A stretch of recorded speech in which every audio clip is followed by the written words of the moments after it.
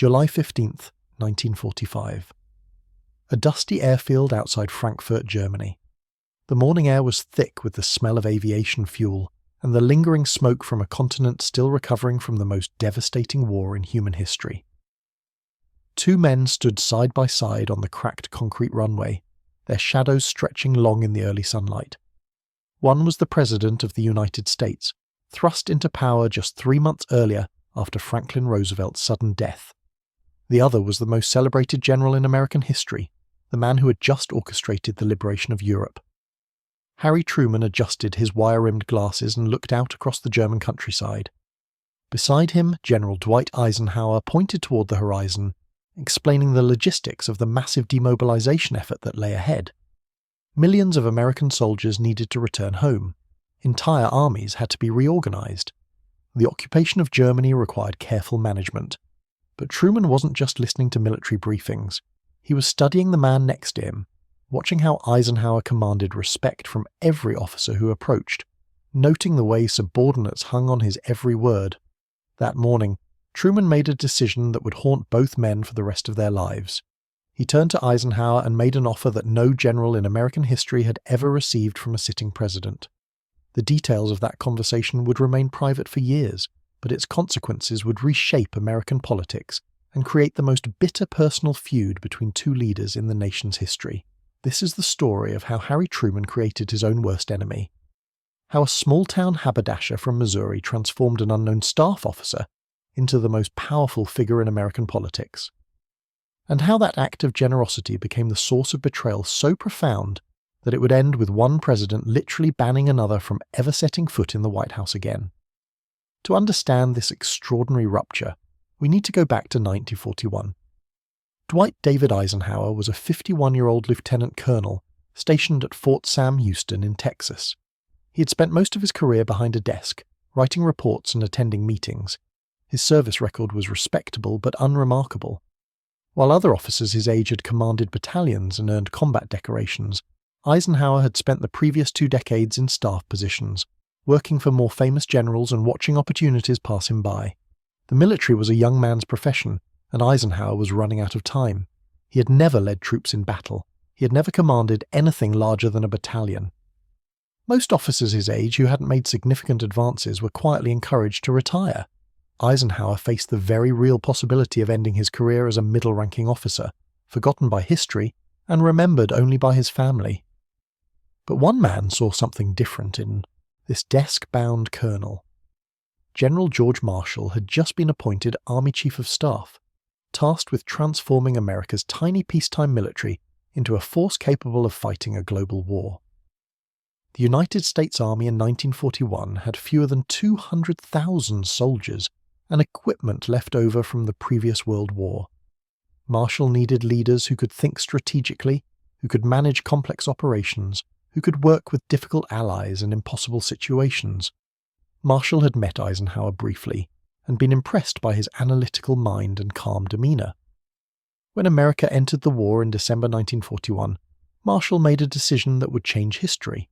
He brought the unknown lieutenant colonel to Washington and placed him in the War Plans Division. Within months, Marshall was promoting Eisenhower at a pace that stunned the military establishment. Lieutenant colonel to brigadier general in 9 months, brigadier general to major general in 6 months, major general to lieutenant general in 4 months. Each promotion leapfrogged Eisenhower over dozens of more senior officers, men with combat experience and established reputations. The military gossip networks buzzed with speculation. Who was this Eisenhower? How had he caught Marshall's attention? Why was he being fast-tracked to the highest levels of command? The answer was simple. Marshall recognized talent when he saw it. While other generals focused on tactics and battlefield glory, Eisenhower understood the bigger picture. He grasped the political complexities of coalition warfare. He could work with the British, manage competing personalities, and think several moves ahead. When Marshall needed someone to command American forces in Europe, he chose Eisenhower. When the Allies planned the invasion of North Africa, Eisenhower got the assignment. When they needed a supreme commander for the invasion of France, Marshall picked the former staff officer from Kansas. By 1944, Eisenhower commanded over 2 million Allied troops. He was responsible for operations across multiple countries, coordinating with difficult allies like Winston Churchill and Charles de Gaulle, managing the egos of subordinate generals like George Patton and Bernard Montgomery. The success of D-Day, the liberation of Western Europe, the defeat of Nazi Germany, all of it flowed through Eisenhower's headquarters. But Eisenhower never forgot who had made it all possible. George Marshall had seen potential in an obscure colonel when no one else would. Marshall had taken enormous professional risks promoting an untested officer to positions of supreme responsibility. Every star on Eisenhower's uniform, every victory he commanded, every moment of glory he experienced, all of it traced back to Marshall's original decision to gamble on an unknown staff officer. The war in Europe ended in May 1945. Hitler was dead. Germany was occupied. American forces controlled territory from the English Channel to the heart of the continent. Eisenhower was the most famous soldier in the world, celebrated in newspapers, welcomed as a hero in liberated cities, consulted by world leaders on matters of global importance. And that's when Harry Truman arrived in Germany. Truman had been president for exactly 3 months. Franklin Roosevelt's death had elevated a man with no foreign policy experience to the leadership of the most powerful nation on earth. Truman was keenly aware of his own limitations. He was a farmer's son who had never travelled outside North America before becoming president. He had spent most of his political career dealing with local Missouri politics and Senate committee work. The responsibilities of global leadership felt overwhelming. Standing on that German airfield with Eisenhower, Truman saw everything he was not. Eisenhower was confident, experienced, respected by allies and subordinates alike. He commanded naturally, spoke with authority about complex international issues, and carried himself with the bearing of a man who had shaped world events. Truman, by contrast, felt like an accident of history, a vice president who had inherited responsibilities he never sought and wasn't sure he could handle. The conversation between the two men that morning would remain one of the most closely guarded secrets in American politics for years. But the essence of it was simple. Truman offered to step aside. He told Eisenhower that America needed its best leader, and Eisenhower was clearly that man. If Eisenhower would accept the Democratic nomination for president in 1948, Truman would gladly return to the vice presidency. The offer was unprecedented. No sitting president in American history had ever volunteered to step down for someone else. Eisenhower was stunned. He thanked Truman for the extraordinary honor but declined firmly. He was a soldier, not a politician. He believed in civilian control of the military. Generals should not become presidents. It was bad for democracy and dangerous for the country. He wanted to finish his military service and retire to a quiet life away from public attention. Truman accepted the refusal, but never stopped believing Eisenhower should be president. Over the following years, he would mention it repeatedly, publicly, and privately. To reporters, to friends, to anyone who would listen, Truman insisted that Eisenhower was the finest leader America had produced, and the natural choice for president when the time came. This constant praise would eventually become the source of their destruction. Because while Truman was building up Eisenhower as the ideal president, forces were gathering that would test both men's principles in ways neither could imagine. The Cold War was beginning. Communism was spreading. Fear was taking hold of American politics. And into this atmosphere of suspicion and paranoia stepped a junior senator from Wisconsin with a talent for demagoguery and a willingness to destroy anyone who stood in his way. His name was Joseph McCarthy, and he was about to create the crisis that would turn Harry Truman and Dwight Eisenhower from close allies into bitter enemies. The seeds of their conflict were already planted in that moment of generosity on a German airfield. Truman's offer to make Eisenhower president would eventually become the foundation of Eisenhower's political career. But it would also become the source of betrayal so profound that it would end with one president refusing to speak to another for the rest of their lives. For the rest of their lives. February 9th, 1950. The Colony Restaurant in Wheeling, West Virginia. The room was thick with cigarette smoke and the chatter of Republican women gathered for their monthly dinner meeting. At the head table sat a junior senator from Wisconsin, relatively unknown outside his home state, fumbling through his prepared remarks about housing policy and agricultural subsidies. Joseph McCarthy was supposed to deliver a routine political speech, the kind that senators gave dozens of times each year to local party organizations. But halfway through his prepared text, McCarthy set aside his notes. He reached into his jacket pocket and pulled out a piece of paper. He waved it in the air and made a claim that would reshape American politics and ultimately destroy the friendship between Harry Truman and Dwight Eisenhower. McCarthy announced that he possessed a list of communists working in the State Department. The number varied depending on which account you believe. Sometimes he said 205, sometimes 81, sometimes 57. The inconsistency didn't matter. What mattered was the fear that gripped the room and then spread across the nation like wildfire. The speech was a fabrication. McCarthy had no list. The numbers were invented, but the timing was perfect. Americans in 1950 were terrified. The Soviet Union had developed atomic weapons years ahead of schedule. China had fallen to communist forces. The Korean War was raging. Soviet spies had been uncovered in America's most sensitive institutions, including the Manhattan Project. People wanted someone to blame for these failures, and McCarthy gave them scapegoats. Within weeks, McCarthy became the most famous politician in America. Newspapers ran his accusations on front pages. Radio stations invited him for interviews. He appeared on the new medium of television, pointing fingers and naming names. Most of his charges were baseless. Some were completely fabricated. But in the climate of fear that gripped the nation, accusations alone were enough to destroy careers and lives. McCarthy's favourite target became the man who had made Dwight Eisenhower's career possible. General George Marshall, the architect of Allied victory in World War II, the creator of the Marshall Plan that rebuilt Western Europe, the most respected military leader of his generation, found himself accused of treason by a senator who had never commanded anything larger than a law office. In June 1951, McCarthy delivered a speech on the Senate floor that lasted over 3 hours and contained 60,000 words. He accused Marshall of being part of a conspiracy so vast it dwarfed anything in human history. He claimed Marshall had deliberately lost China to the communists. He suggested Marshall was working with Soviet agents to undermine American foreign policy. He stopped just short of calling Marshall a traitor, but the implication was unmistakable. The speech was deranged, filled with distortions and outright lies. Most senators couldn't sit through it. By the time McCarthy finished, only 2 senators remained in the chamber. The rest had walked out in disgust. But McCarthy wasn't speaking to the Senate. He was speaking to the American people through newspaper coverage and radio broadcasts. He published the speech as a book that sold tens of thousands of copies to Americans who saw Marshall not as a hero, but as a villain. President Truman was furious. Marshall was his friend, his advisor, one of the most honorable men he had ever known. Truman spoke out against McCarthy repeatedly, calling his tactics un-American and comparing McCarthyism to the Ku Klux Klan. But every attack Truman made only strengthened McCarthy's position. The more the president denounced McCarthy, the more McCarthy's supporters rallied to his defense. They saw Truman as part of the problem, a weak leader who had allowed communists to infiltrate the government. By 1952, McCarthy was one of the most powerful politicians in the country.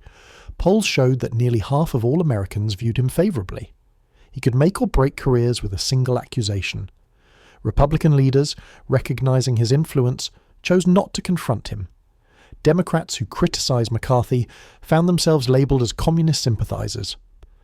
The fear he had unleashed consumed American politics, and then Dwight Eisenhower announced his candidacy for president. After 7 years of insisting he had no interest in politics, after repeatedly turning down offers from both parties, Eisenhower suddenly decided to run. But he didn't run as a Democrat, which would have fulfilled Truman's dream.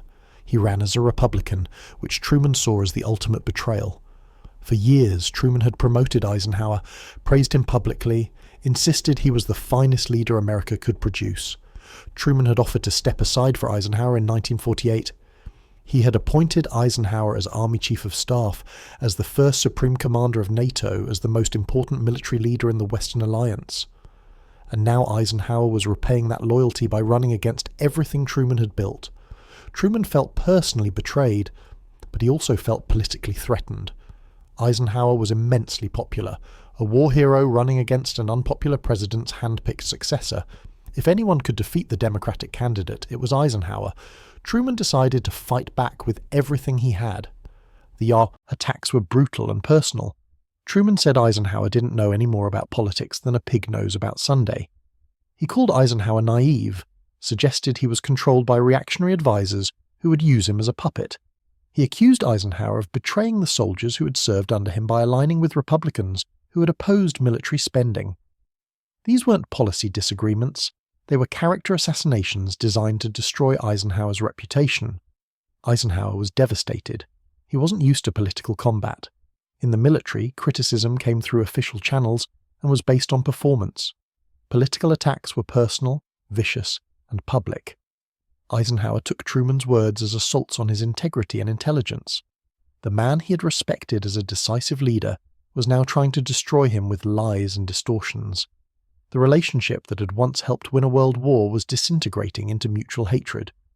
But the final break, the moment that made reconciliation impossible, came in Wisconsin. October 3rd, 1952. Senator Joseph McCarthy's home state, where the junior senator's influence was strongest and his supporters most passionate. Eisenhower's campaign had prepared a speech that included a defense of George Marshall.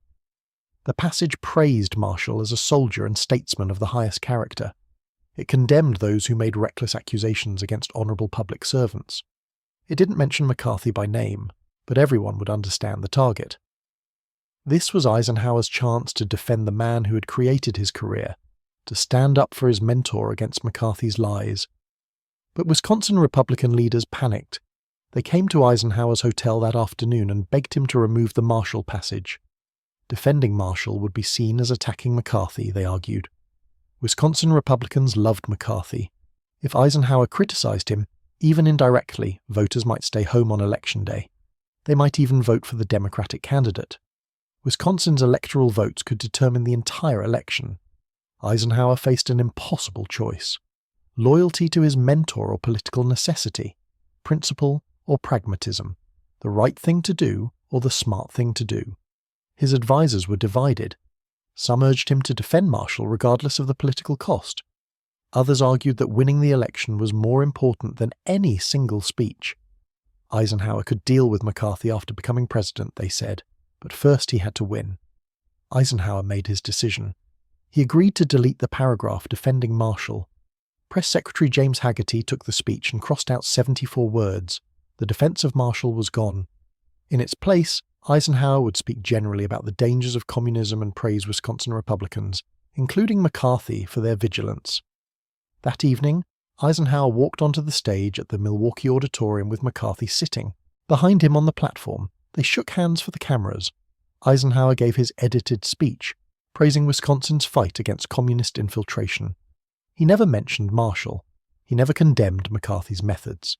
He never drew a line between responsible anti-communism and reckless character assassination. McCarthy beamed throughout the speech and told reporters afterward that he was proud to support Eisenhower for president. The next morning, newspapers across the country reported the story. Eisenhower had planned to defend Marshall but had removed the passage to avoid offending McCarthy. The reaction was immediate and savage. Editorial writers condemned Eisenhower's cowardice. Columnists who had supported him turned against him. Even some Republicans were disgusted. Harry Truman's reaction was the most cutting. When reporters asked for his comment, Truman didn't hold back. He called it one of the most shocking things in the history of the country. He said the trouble with Eisenhower was simple. He was just a coward who ought to be ashamed of what he had done. To Truman, this wasn't politics. This wasn't strategy. This was moral cowardice of the worst kind. Marshall had made Eisenhower's career. Marshall had seen potential in an unknown staff officer and given him opportunities no one else would. Marshall had promoted him, protected him, trusted him with the most important command in American history. And when McCarthy was destroying Marshall's reputation with lies, Eisenhower wouldn't even speak up for him. That moment in Wisconsin destroyed any possibility of reconciliation between Truman and Eisenhower. Truman watched the man he had promoted and praised abandon his mentor to win votes, and he decided that Dwight Eisenhower was not the man he thought he was. The damage was irreversible. 2 weeks after his election victory, Eisenhower came to the White House for a transition meeting with Truman. The session was tense and unproductive. Eisenhower sat with what Truman called a grimness frozen on his face. He barely responded to Truman's briefings on Korea, the Soviet Union, and domestic policy. He seemed to view the meeting as something to be endured rather than an opportunity to learn. When Truman invited Eisenhower back for a pre-Christmas lunch, Eisenhower ignored the invitation completely. He didn't even respond.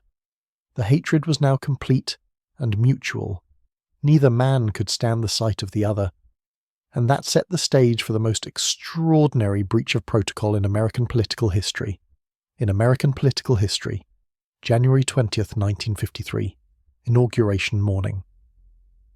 The temperature hovered at 28 degrees as a bitter wind cut across Washington. Inside the White House, Harry Truman stood at his bedroom window, watching the black limousine pull up to the north portico. His hands trembled slightly, though whether from cold or emotion was impossible to say. He had been awake since dawn, knowing this would be the longest day of his presidency. Downstairs, the White House staff had prepared everything according to tradition. Coffee was brewing in the Blue Room, the good coffee that Eisenhower preferred. Light refreshments were arranged on silver trays. Fresh flowers decorated the hallways. The ushers stood ready to welcome the president-elect and his wife for the customary pre-inauguration visit.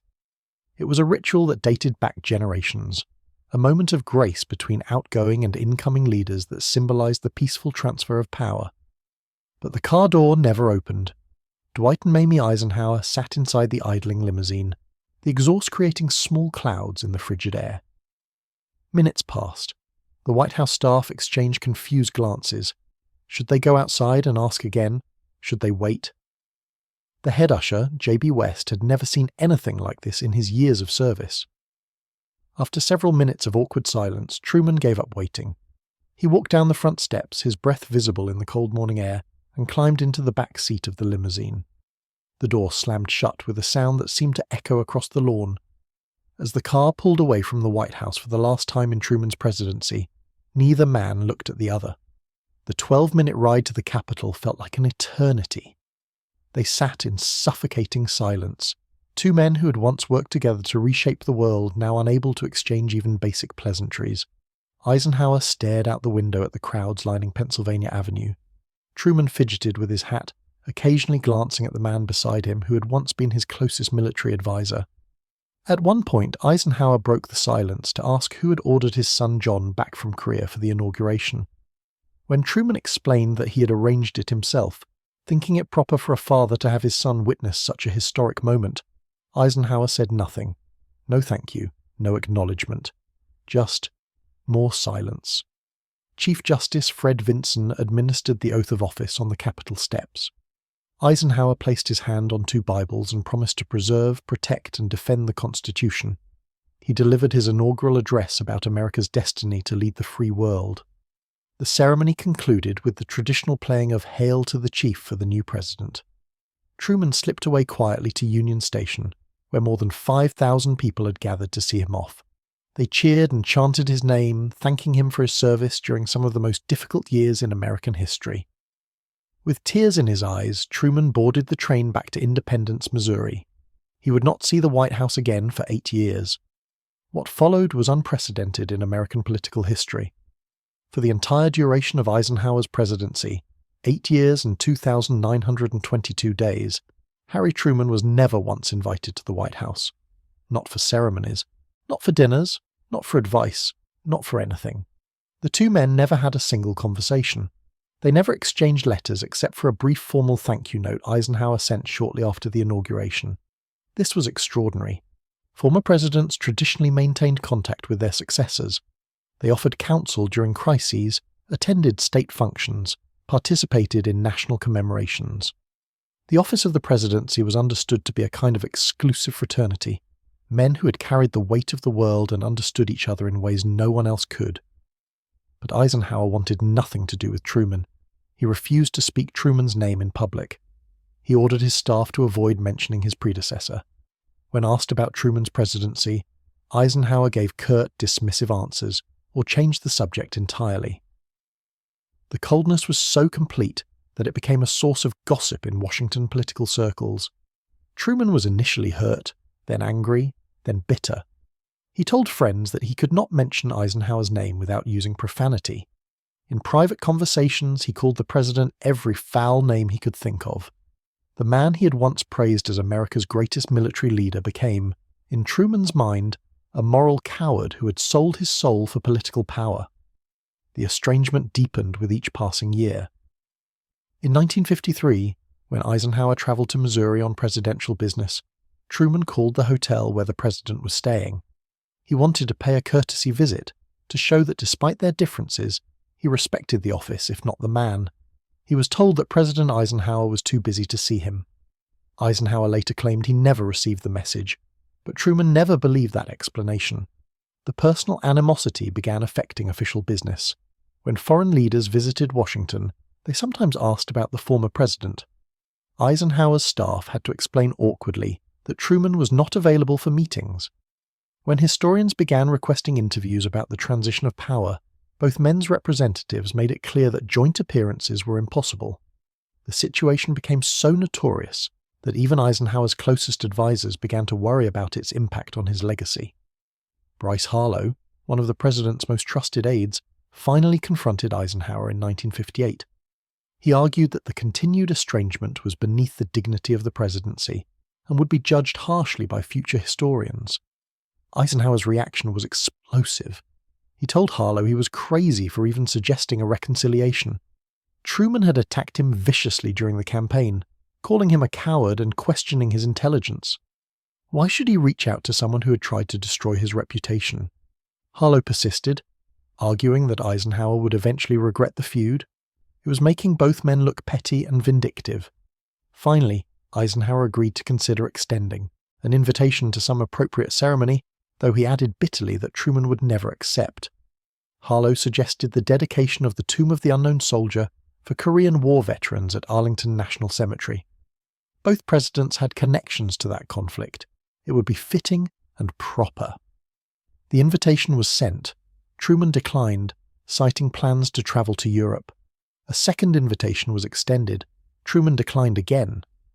Years later, when confronted with evidence of these invitations, Truman claimed he had no memory of receiving them. Whether he was lying or had genuinely convinced himself they never happened remained a mystery. They did encounter each other occasionally, but only at funerals. In 1959, they sat side by side at General George Marshall's funeral, the man whose career had created their bond and whose treatment had destroyed it. They did not speak throughout the entire service. When it ended, they left separately, two old men who had once changed the world together, now unable to acknowledge each other's existence. The same scene repeated itself at Sam Rayburn's funeral in 1961, where they sat with President Kennedy and Vice President Johnson in the front row. Four of the most powerful men in American politics, sharing a pew but divided by wounds that seemed impossible to heal. But something began to change after John Kennedy's assassination in 1963. Perhaps it was the shock of sudden death visiting the presidency again. Perhaps it was the recognition that life was too short for such bitter grudges. At Kennedy's funeral, Eisenhower and Truman found themselves riding together to Arlington Cemetery and then stopping at Blair House, where Truman was staying. For the first time in more than 10 years, they sat down together for coffee. They talked for over an hour about Kennedy, about the Cold War, about the burdens of presidential leadership. They carefully avoided the painful subjects that had driven them apart, but they actually conversed like civilized human beings for the first time since that frozen car ride on Inauguration Day. When the visit ended, they shook hands and agreed to stay in touch. They did, occasionally and cautiously, but they did. In 1961, Truman had invited Eisenhower to visit his presidential library in Independence. Eisenhower was planning his own library in Abilene and wanted to see how such institutions should be organized. Truman gave him a personal tour, and they discussed how presidential papers should be preserved and displayed for future generations. It was professional, cordial, even friendly at moments.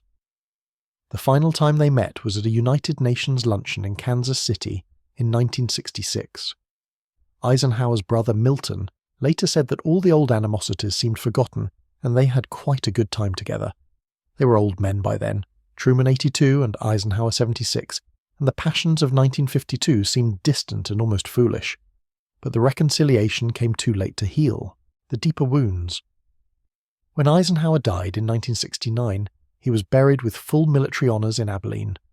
When Truman died in 1972, he was laid to rest in the courtyard of his presidential library. In their memoirs, both men wrote about each other in brief, careful passages devoid of real emotion. Neither explained what had really gone wrong between them. The cost of their feud extended far beyond personal hurt feelings. For 8 crucial years of the Cold War, America had no contact between its sitting president and its most recent former president. Eisenhower could have benefited from Truman's experience with Congress, his knowledge of domestic politics, his understanding of how to manage crises. Truman could have remained engaged with national affairs instead of feeling isolated and irrelevant. Instead, they gave each other nothing but silence and resentment. Two of the greatest leaders of the 20th century, two men who had worked together to win a world war and build a lasting peace, could not get past their wounded pride long enough to serve their country's interests. The tragedy of their relationship wasn't just personal, it was institutional. The American presidency had always been understood as a unique fraternity, a brotherhood of men who had carried burdens no one else could comprehend. Former presidents traditionally served as elder statesmen, offering counsel during crises, lending their prestige to national causes, providing continuity between administrations. The office was bigger than any individual, and those who had held it understood their responsibility to preserve its dignity. But Truman and Eisenhower shattered that tradition. Their feud created a precedent for presidential pettiness that would echo through subsequent administrations. Future presidents would remember that even the most accomplished leaders could let personal grievances override national interests. The lesson was clear. Pride could triumph over duty. Ego could defeat statesmanship. The roots of their conflict ran deeper than the 1952 campaign or the Wisconsin speech. At its core, their estrangement reflected fundamentally different views of loyalty, duty, and political morality. Truman believed in absolute loyalty. Once you committed to someone, you stood by them regardless of personal cost. Marshall had made Eisenhower, and Eisenhower owed Marshall unwavering support. When Eisenhower chose political expediency over personal loyalty, he violated Truman's most sacred principle. Eisenhower believed in institutional loyalty. His duty was to the Republican Party, to conservative principles, to winning the election so he could implement policies he thought would benefit the country. Individual relationships, however meaningful, couldn't override those larger responsibilities. Defending Marshall might have been personally satisfying, but it would have damaged his ability to defeat the Democrats and enact his agenda. Neither man was entirely wrong, neither was entirely right. But neither could understand the other's perspective well enough to forgive what seemed like betrayal. Their conflict embodied a fundamental tension in American politics, between personal relationships and institutional obligations, between loyalty to individuals and loyalty to causes. The irony was devastating. Truman had created Eisenhower's political career through years of public praise and private encouragement.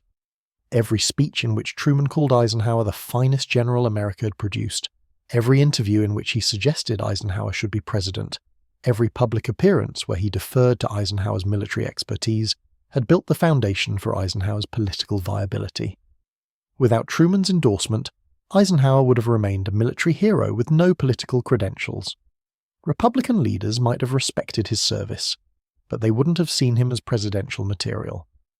Democratic praise gave Eisenhower bipartisan credibility, proof that even his political opponents recognized his exceptional leadership abilities.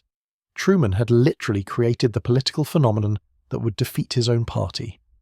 But Eisenhower's success also validated Truman's judgment in ways that made the betrayal more painful. Eisenhower won the 1952 election in a landslide, carrying 39 states and receiving over 33 million votes. He proved exactly as capable a political leader as Truman had predicted. The man Truman had identified as presidential material 7 years earlier had indeed become an extraordinarily successful president. Eisenhower's presidency vindicated many of Truman's policies while expanding others. The interstate highway system that Eisenhower championed grew directly from his experience touring the German Autobahn with Truman in 1945. The NATO alliance that Truman had created, Eisenhower strengthened and expanded. The containment strategy that Truman had initiated, Eisenhower refined and implemented globally. In policy terms, Eisenhower's administration represented continuity with Truman's legacy more than revolution against it. This made their personal estrangement even more tragic. They agreed on most major issues. They shared similar views of America's role in the world, the threat posed by Soviet communism, the importance of strong alliances with democratic nations. Their foreign policy approaches were nearly identical. Their domestic priorities, while different in emphasis, weren't fundamentally incompatible. Had they been able to work together, Their combined influence could have been extraordinary. Truman's knowledge of Congress and domestic politics, combined with Eisenhower's international prestige and bipartisan appeal, could have created a powerful force for American leadership.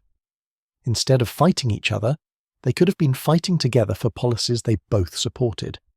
The missed opportunities were profound. During the Suez Crisis of 1956, when British and French forces invaded Egypt, Eisenhower faced enormous pressure from America's closest allies. Truman's experience managing difficult relationships with Churchill and other wartime leaders could have been invaluable. During the Little Rock School integration crisis of 1957, when Eisenhower had to send federal troops to enforce desegregation, Truman's knowledge of civil rights politics and presidential precedent could have provided crucial guidance. But Eisenhower faced these challenges alone, cut off from the one person who understood presidential decision-making better than anyone else alive. Truman watched from Missouri, his expertise unused, his insights unavailable to a president who could have benefited enormously from his counsel. The pattern extended beyond formal consultation. Former presidents traditionally served as unofficial ambassadors, using their prestige to advance American interests abroad. They met with foreign leaders, attended international conferences, represented American values in settings where active politicians couldn't operate effectively. But Truman's estrangement from the Eisenhower administration meant this resource was completely wasted. Foreign leaders who had worked with Truman during the war and the early Cold War years found themselves unable to maintain those relationships. Allies who might have benefited from informal conversations with the former president were denied access. America's diplomatic toolkit was artificially constrained by the personal animosity between two men who should have been working together. The damage wasn't limited to foreign policy. Domestically, the Democratic Party struggled to define its relationship with Truman's legacy, while Eisenhower was systematically ignoring his predecessor. Young Democrats couldn't learn from Truman's experience because he was effectively quarantined from official Washington. The party's institutional memory was fragmented, its connections to recent history deliberately severed. This had long-term consequences for American political development. The normal process by which former presidents mentored their successors, shared lessons learned, and provided historical context for current challenges was completely disrupted. Future presidents would have to rediscover solutions to problems that Truman had already solved, repeat mistakes that his experience could have prevented. The personal cost was equally severe. Both men suffered from the estrangement in ways that affected their health, their happiness, and their sense of historical purpose. Truman, who had thrived on political engagement and public service, found himself isolated from the activities that gave his life meaning. He wrote his memoirs, managed his presidential library, and gave occasional speeches, but he was largely cut off from the ongoing work of governance that had defined his adult life. Eisenhower, meanwhile, carried the burden of knowing that his political success had cost him relationships with people who had been instrumental in his rise to prominence. The guilt over his treatment of Marshall, the awareness that he had disappointed Truman, the recognition that he had chosen political advantage over personal loyalty, all of these weighed on a man who had spent his career valuing honor and integrity above all else.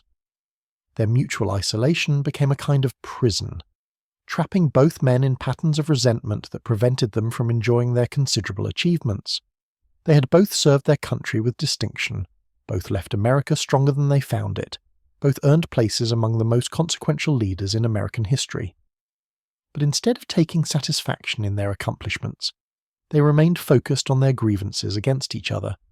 The tragedy deepened as they aged. Time should have healed their wounds, perspective should have minimized their differences, mortality should have reminded them of what really mattered. But the habits of estrangement proved stronger than the wisdom of age. They were trapped by their own pride, prisoners of principles they had elevated above human relationships.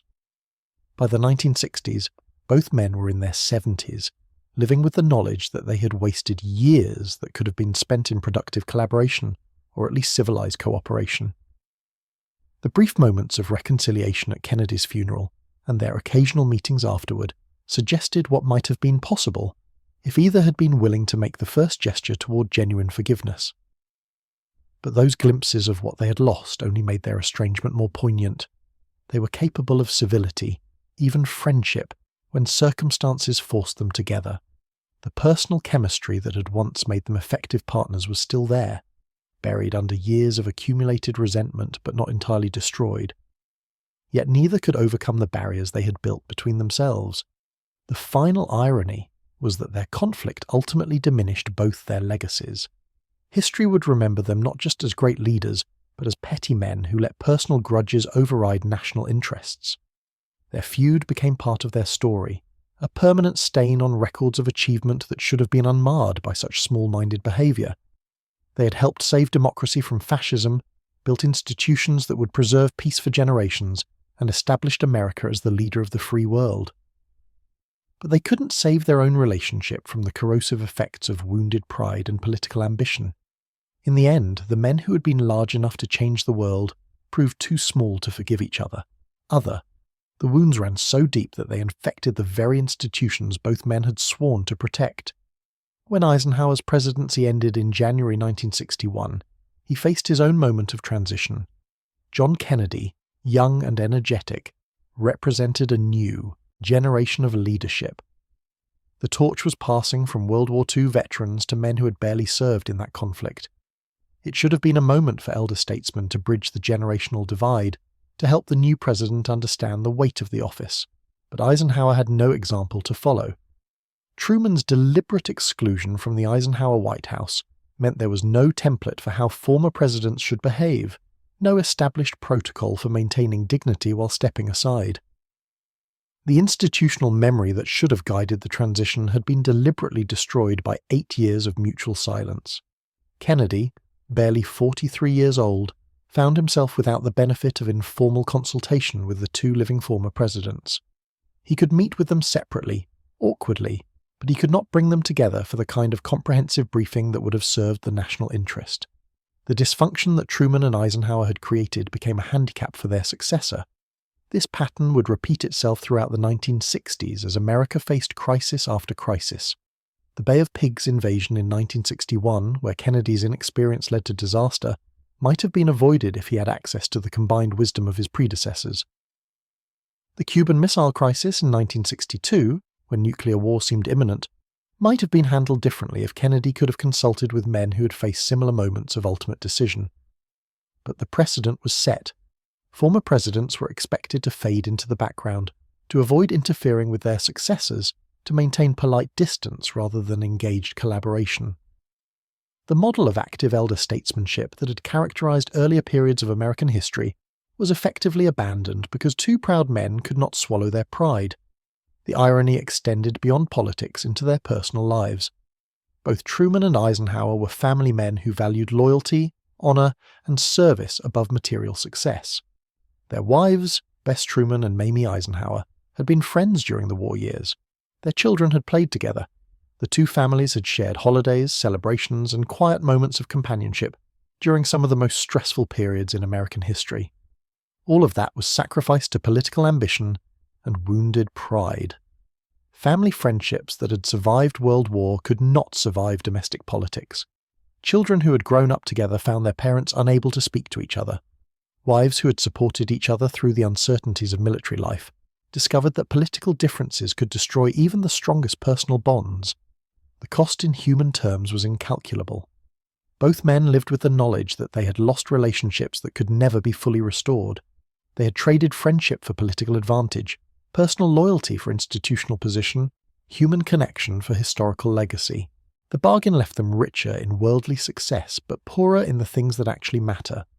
Their estrangement also created a false narrative about American political history that would influence generations of leaders. The idea that political opponents must be personal enemies, that winning required destroying relationships, that power was more important than principle. All of these toxic assumptions grew partly from the example set by Truman and Eisenhower. Future politicians would study their conflict and learn the wrong lessons. They would see that even great leaders could let personal animosity override national interests. They would understand that political combat was total war, that former allies could become bitter enemies, that there was no such thing as loyal opposition in American politics. And so the story ends where it began, with two men who had reshaped the world unable to reshape their own hearts. Harry Truman died in December 1972, still carrying the weight of betrayal he could never forgive. Dwight Eisenhower had preceded him 3 years earlier, taking to his grave the knowledge that political necessity had cost him the friendship of the man who made him president. Their feud stands as the most tragic waste in American political history, a reminder that even giants can be brought low by the smallest of human failings. In the end, they proved that winning the world means nothing if you lose yourself in the process.